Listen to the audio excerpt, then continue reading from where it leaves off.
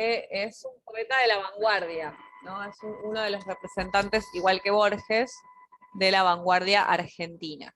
Entonces vemos de él esos poemas figuras, esos caligramas, ¿no? Estamos en el 20, en los 20, y vamos a estar con Borges y Art también, ¿no? A principios del 1900, pensando qué está pasando con la literatura ya en 1900. Digamos, en fines del 1800, a mediados de 1800 se arranca con Echeverría, ¿se acuerdan que es el inicio de la ficción argentina? Después vimos a Sarmiento, Hernández, y luego pasamos a las vanguardias, ¿sí? Que las vanguardias discutían o dialogaban con el modernismo. No, nos estamos olvidando de los modernos. Ahí teníamos a Alfonsina Storni, ¿sí? Como una representante de la modernidad. La modernidad tenía este elemento del lenguaje pulido, ¿no? Esa poesía de la Torre de Marfil, ¿sí? Elevado, quien el padre de este movimiento es Rubén Darío, es un movimiento latinoamericano, que bueno, fue criticado por esto, ¿no? Por este lenguaje elevado. Entonces después van a aparecer las vanguardias por ese contexto, ¿no? De guerra, se empieza el desarrollo del ser humano por nuestras propias prácticas, entre ellas la Primera Guerra Mundial, y los avances de la ciencia y las consecuencias que están teniendo. Entonces va a haber vanguardistas que estén a favor, ¿no? Los futuristas, por ejemplo, los italianos. No había tanta crítica, sino una especie de apología. Igual puede haber crítica. Y otras vanguardias que cuestionan ese avance, ¿no? Y daban lugar, como dijimos en Girondo, a la sexual, temas más vinculados a la vida del ser humano, como lo sexual. ¿Se acuerdan que habíamos leído esos poemas en Cantapájaros que habíamos analizado? La parte de la cabeza. Claro, el tema de la razón, la sin razón, ¿no? Los sentimientos aparecen, que también tienen su antecedente en el romanticismo, ¿sí? Pero es diferente lugar. Es decir, no es que la vanguardia ignora lo anterior, ¿no? Toma y resignifica.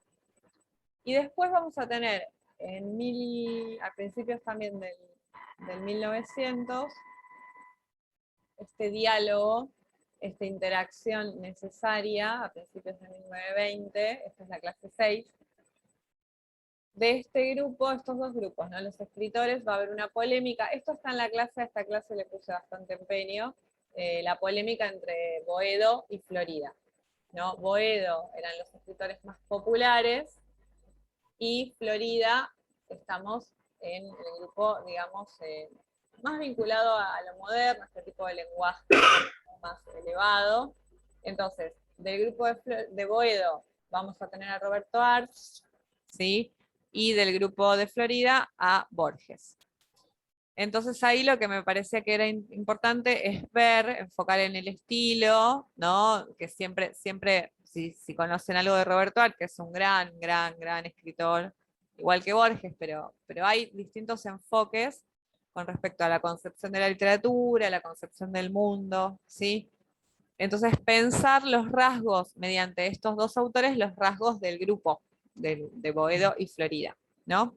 El grupo de Florida era una vanguardia más elitista, sí. Era a diferencia de las vanguardias europeas, que era un grupo elitista, digamos, de sí. un poder adquisitivo elevado, digamos, Exacto. a comparación de los de Boedo.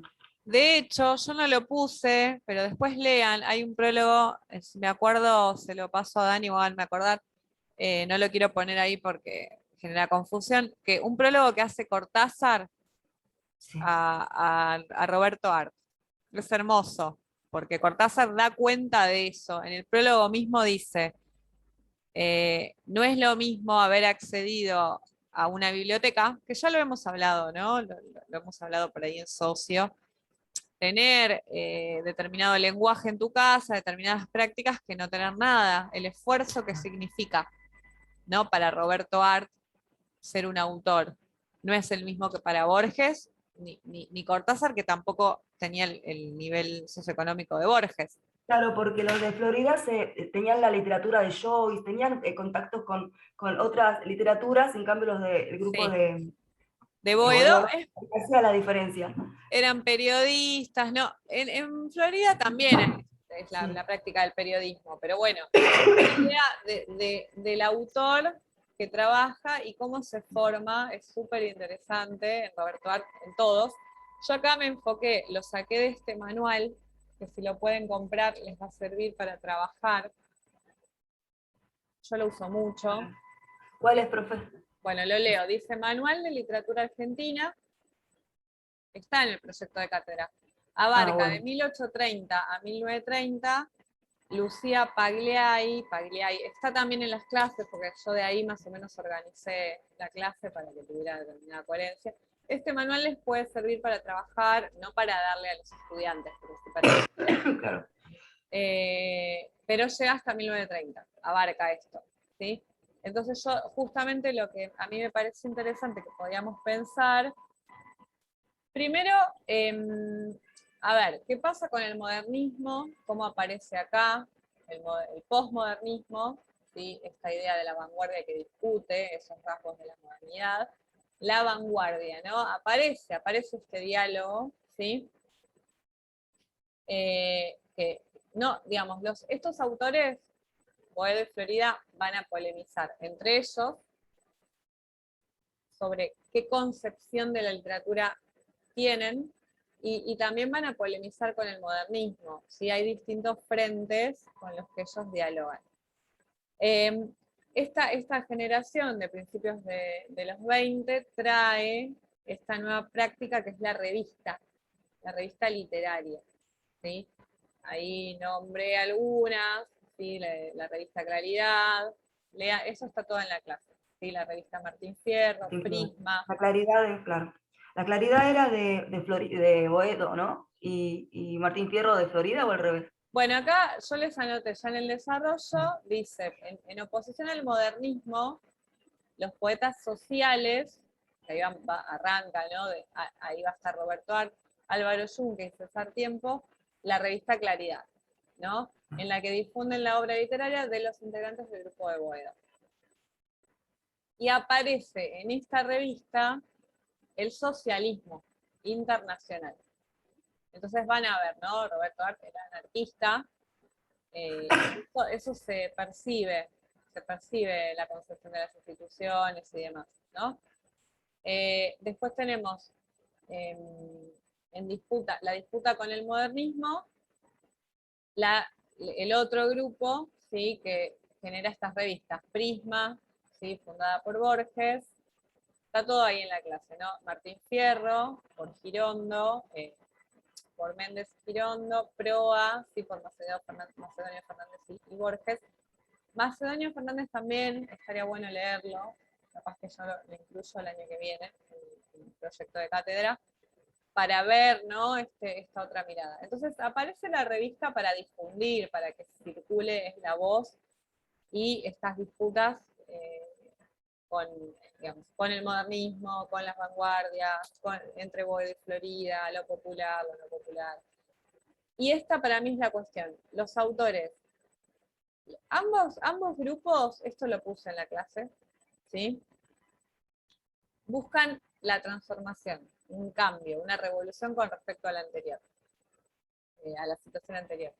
Pero unos van a generar un punto de vista estetizante, ¿sí? De trabajo con la palabra bien escrita, ¿no? Guiños al latín, ese tipo de cuestiones. Y la otra forma de revelarse será mediante la literatura y la política, ¿sí? Entonces, lo que dice Lucía Paglia, y ahí en el manual además de darse un debate estético, ¿sí? Entre la innovación literaria, por qué, para quién, la polémica también apunta a otros planos. Los planos que ella menciona son la función de la literatura, acto de compromiso social o acto de creación autónomo, incondicionado. Es decir, el grupo de Boedo va a vincular la pluma, ¿no? La escritura, al compromiso social. Esto está en la clase. Y el grupo de Florida también va a manifestar cierta rebeldía o ruptura con lo anterior y con España, ¿no? Con Europa, como acto, digamos, la forma de rebelarse o de cuestionar es mediante la creación autónoma, propia, incondicionada por las otras literaturas, ¿sí? Entonces se van a preguntar qué función de la literatura, cómo consideran cuál es la función de la literatura, y van a dar una respuesta. Y tiene una función social para Boedo, y tiene una función estética para Florida. ¿Esto va bien? ¿Esta idea? Este es el punto, está ahí en la clase, ¿sí? El lenguaje. ¿Qué concepción del lenguaje tiene? ¿Formas cultas o formas coloquiales? ¿Instrumento de concientización revolucionaria o espacio de libertad creativa y objeto de experimentación? ¿No? Entonces, de algún modo, los dos grupos están cuestionando el status quo, pero desde distintas posiciones. Ahí nosotros vamos a tomar una posición, porque yo, por ejemplo, prefiero que la literatura sea como un instrumento de concientización. Entonces voy a estar más posicionada con Art, con Rodolfo Walsh, sí, pero no quiere decir que la otra herramienta, la búsqueda estética, no sea también transformadora o revolucionaria. El tema es que se aleja de lo popular. Eso es lo que se le critica un poco a este tipo, a estos poetas, ¿sí? Es decir, la literatura es de élite o es para todos, todas y todos. Esa es una pregunta que nos tenemos que hacer, ¿no? Después, ¿qué concepción tenían los dos grupos de la representación? Es decir, ¿es una mímesis de la realidad, ¿sí? O una autonomía de signos? Realismo, fantástico, ruptura total, ¿no? ¿Qué tomo de la realidad? ¿Qué concepción?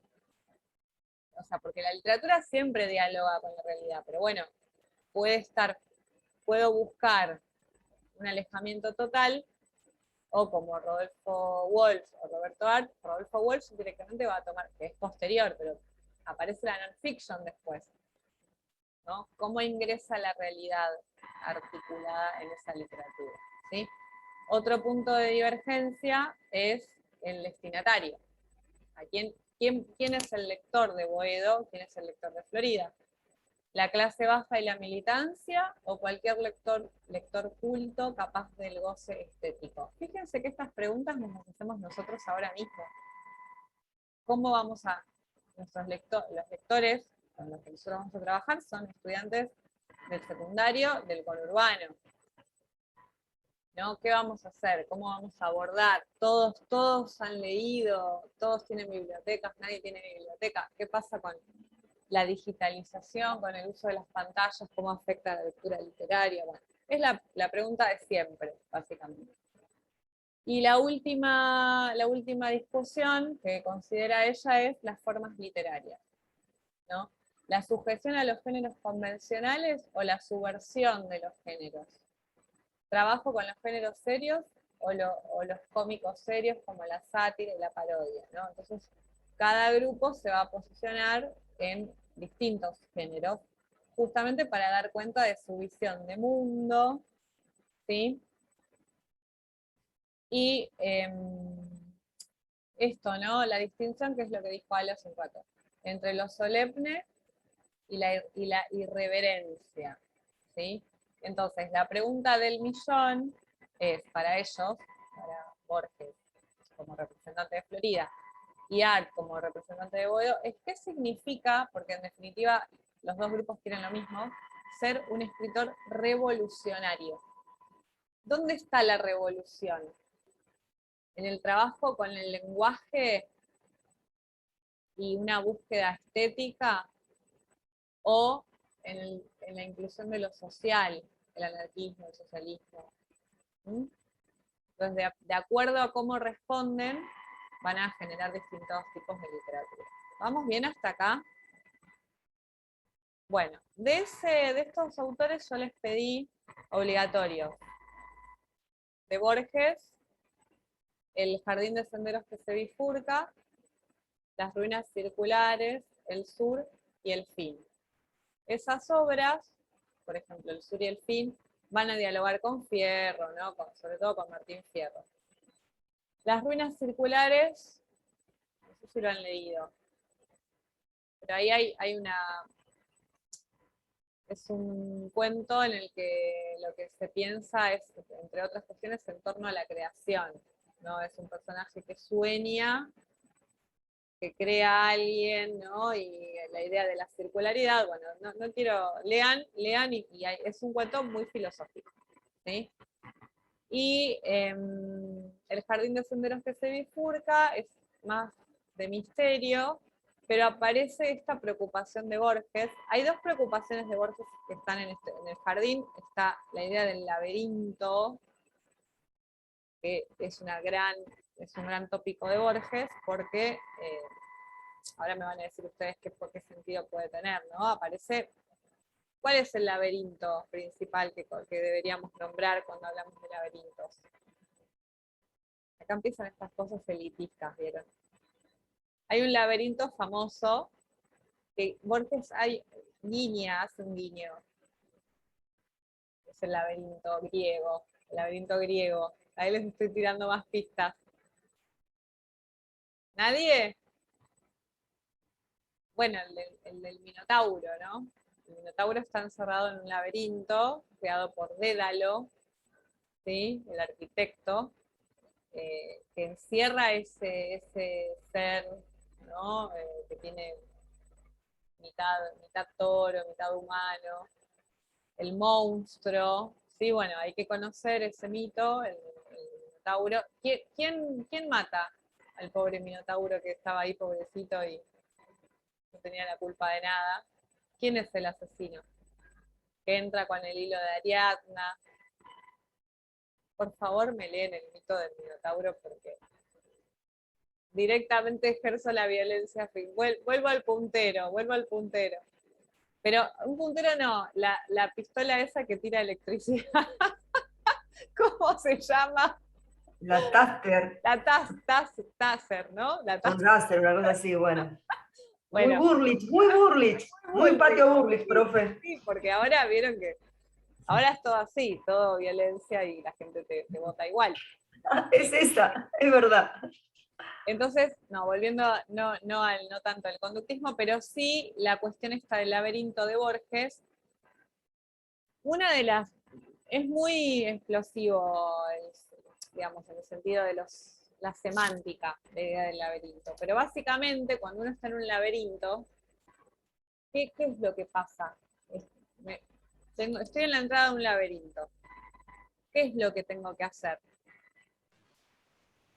Encontrar la Elegir el salida. camino. Primero elegir para salir, ¿no? Entonces, tomar decisiones, ¿no? Es la idea de, estoy en una bifurcación, el jardín de senderos que se bifurcan, ¿sí? Entonces es un poco esta cuestión de la humanidad, de tomar decisiones, es una metáfora del laberinto muy buena, pero muy europea, ¿no? Muy griega. Siempre no olvidarnos de ese laberinto de Dédalo. ¿Se acuerdan que Ícaro, el hijo de Dédalo, estaba encerrado también? Dédalo le hace unas alas de cera y le dice, no te acerques al sol porque se te van a derretir las alas y te vas a aplastar contra el suelo. ¿Y qué hace Ícaro, el hijo de Dédalo? ¿Qué hacemos los hijos cuando los padres nos dicen que no hagamos algo?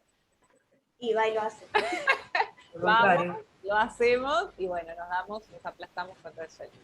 Entonces, lean el mito o sea, toda la historia del laberinto que implica Dédalo, Tauro, Minos, Perseo, Ariadna, ¿sí? Es muy lindo. Y Borges, por supuesto, que ya el hecho de nombrar la bifurcación, senderos, el laberinto, de hecho tiene poemas directamente al laberinto, bueno, es un guiño a la literatura grecolatina. Entonces, cuando leamos Roberto Art, veamos así, con qué dialoga. ¿Sí? Dialoga con las novelas por entrega, con Rocambole, ¿sí? Con estas novelas gráficas, que ya entienden que es otra concepción de la literatura, mucho más popular, fragmentada. No son los griegos, son las novelas que salen, las novelas gráficas en las revistas de diarios. Por ejemplo, en El juguete rabioso de Roberto Art. Bueno, se va a cortar, hacemos una entradita más y terminamos.